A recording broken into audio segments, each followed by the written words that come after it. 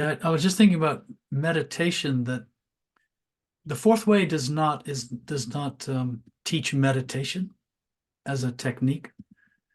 I know Mihai thinks highly of it, and he proposes it, suggests it, and that's with good reason. But I just want to say that the fourth way, the whole practice of the fourth way is a form of meditation.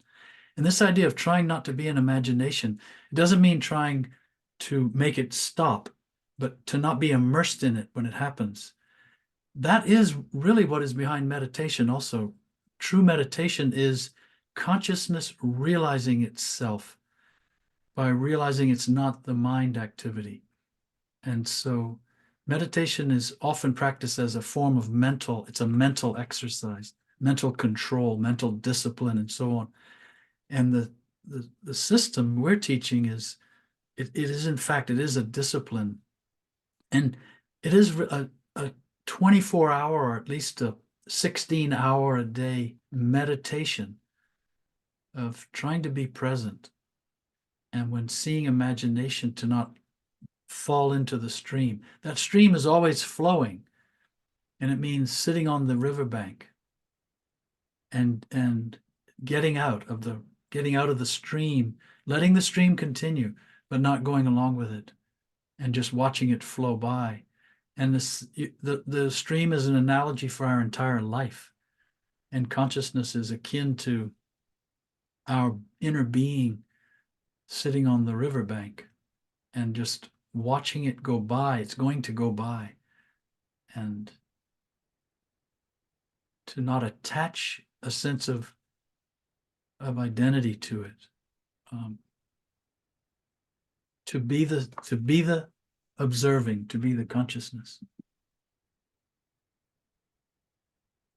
And we were going to propose some exercises related to this, but because we're out of time, I think that's why, Mihai, that's probably why you're saying, yeah, you'll do, or we'll do a separate video with that, and give to you all some suggestions around this topic.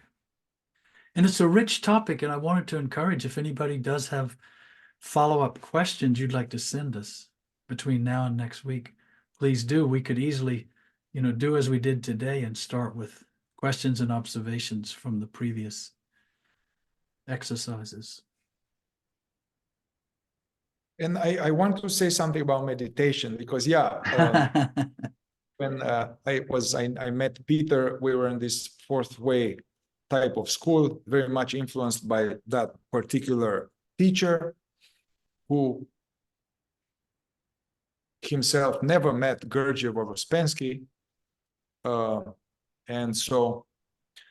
And at that time, I was not doing meditation at all. I didn't even know what that was.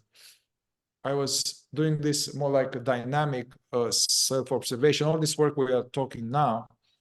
And I discovered Zazen, Zen meditation, maybe 10 years in while doing that. And then I loved it. Whoa, and it was awesome. And then later I incorporated this meditation and played with meditation, different forms of meditation and meditation retreats and regular meditation practice. So I want to say, actually, if one doesn't have this kind of ongoing self-observation dynamic work, and one has just meditation, I mean, that's good, but it's problematic, because it will be compartmentalized, and at best I'm a little bit more conscious during the 15-20 minute, but even then that may be some misunderstood meditation technique, which has to do with getting calmer or quieting the mind, which it's can be a that in itself can be a block. But anyway, just having meditation and nothing else during the day, that's very problematic, and it's not going to go very far. Now, if you have this, what we are teaching now, this ongoing dynamic self-remembering, self-observation in everyday life with all these exercises and all of that, to add a little 20 minutes a day with this meditation, which is not to get calmer, but just to do the same thing, but to do nothing else. Yeah. So allocate just a few minutes of doing nothing else, but just go deeper with this self-observation, self-remembering. Now that will be really nice and useful. I should be an attorney, huh?